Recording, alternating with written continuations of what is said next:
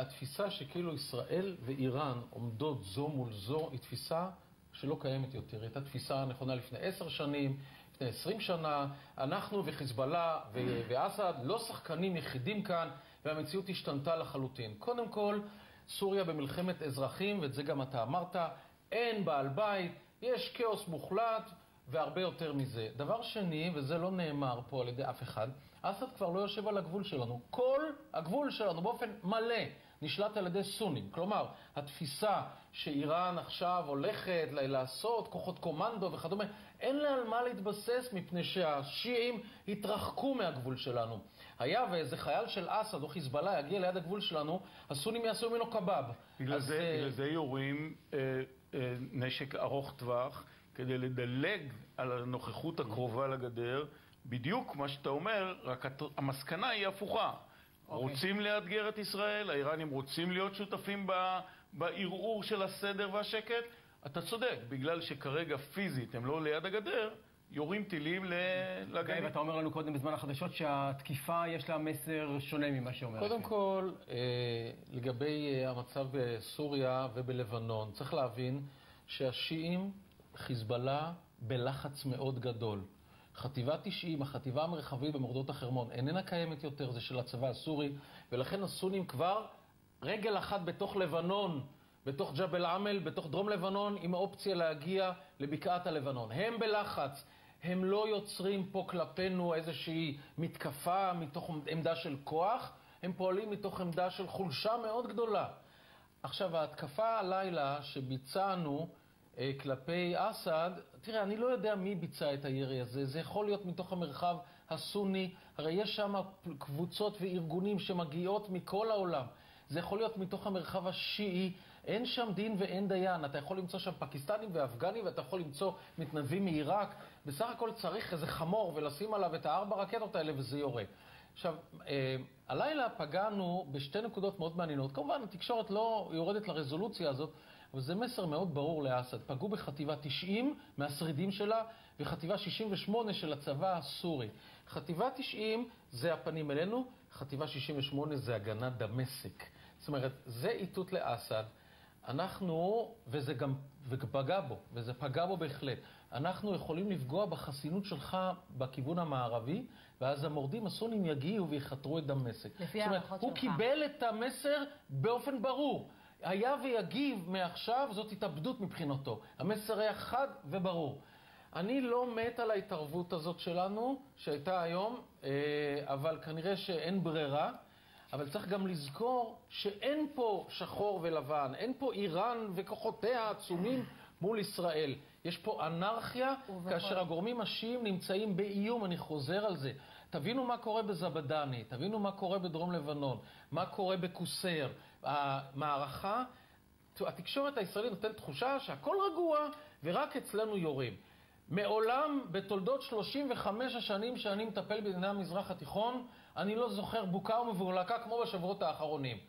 מאז הכיבוש המונגולי, 800 שנים לא ראינו דבר כזה. זה בסיני, זה בלוב, זה בעיראק, זה בסוריה, זה בלבנון, זה בתימן.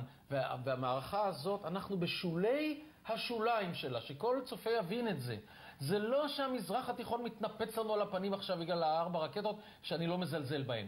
אבל צריך גם לזכור את הקונטקסט שאנחנו בשוליים, ועדיף שכך נשאר. יש לנו קצת זמן נשאר. מה נדבר עוד? על דאעש בסיני או על ההסכם עם איראן? ההסכם עם איראן זאת פרסה שרק הולכת ומתרחבת. כולם משקרים. לצערי הרב גם כנראה הממשל האמריקאי משקר. מפני שקרי בעדות שלו בסנאט עם הסנאטור המבריק תום קוטון אמר שהוא לא יודע. שום דבר, הוא לא קרא את שני ההסכמים הסודיים. אחר כך הממשל האמריקאי אמר שהדיווח של AP לא נכון. אחר כך הם אמרו, בקיצור יש כמה גרסאות. שהאיראנים יפקחו בעצמם. כן, שהאיראנים יפקחו בעצמם. היום, אתמול בלילה AP מפרסמת את הנוסח של ההסכם הזה.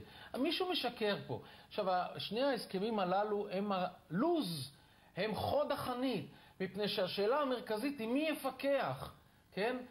בעיקר בפרצ'ין, ששם הם מפתחים את הנפצים הגרעיניים. אז שוב, איראן עובדת על המערב, ויש אנשים שרוצים שיעבדו עליהם. כך, יש אקסיומה כזאת. והמערב רוצה שיעבדו עליו. מכאן לבוא ולהציג את איראן, כפי שזה מופיע אצלנו, שהיא עכשיו חוגגת והיא תקבל מיליארדים, אבל במונחי חבית נפט, ובזה אפי אתה מבין, של $40 או אפילו פחות, היא לא תשקם את הכלכלה שלה, שהיא גם ככה רקובה. ולכן צריך גם לראות ולזכור, אנחנו כבר, המצב השתנה. המזרח התיכון כולו בוער. איראן, אם היא תצא למזרח תיכון בוער, שאין לה יכולות כלכליות. והקונטקסט הוא חשוב פה. איראן השתנתה, אנחנו השתנו, זה לא מצב שלפני 10 או 7 שנים. מילה אחרונה, כן. תראה, תיאורי הכאוס האלה שבהם שום דבר לא ברור ושום דבר לא ידוע, הם מרשם לאמירת הכל בלי להגיד כלום. אני חושב שבסוף, בתוך הכאוס, יש בכל זאת התייצבות של מספר דברים שהם רלוונטיים לנו. הגוש האיראני, רוסי, חיזבאללאי, אסדי, הוא גוש שקיבל חיזוק עצום בהסכם, לא רק בהסכם, בנסיגה האמריקאית מערבויות ואחריויות ביטחוניות באזור, שגם אגב תוצאה של סיום התלות האמריקאית בנפט המזרח תיכוני. ולכן, בכל מה שקשור לישראל, בהחלט הציר הזה אל מול ציר שמייצר גם סיכויים. סעודיה, ירדן, מצרים, טורקיה כן או לא הזכרתי. ולכן, לתאר איזה מין כאוס שבו בזבדני ככה ושם ככה, התמונה הרחבה, כשלא יורדים אל רזולוציות החמור, היא הרבה יותר פשוטה, וצריכים להיות בה מאוד מאוד מדויקים, מילנו מלצרנו. מילה אחרונה על הנפט. צריך להבין, צריך להבין שאינטרסי הנפט הם גורם מעצב בהתנהגויות של המדינות באזור הזה. מחירי נפט מתחת $40 לחבית הם גזר דין מוות לכלכלה הרוסית והאיראנית, והם לא יניחו לזה לקרות. מילים אחרות, צריך להקטין את הפקת הנפט. אצל מי עושים את זה? אצל הסעודים.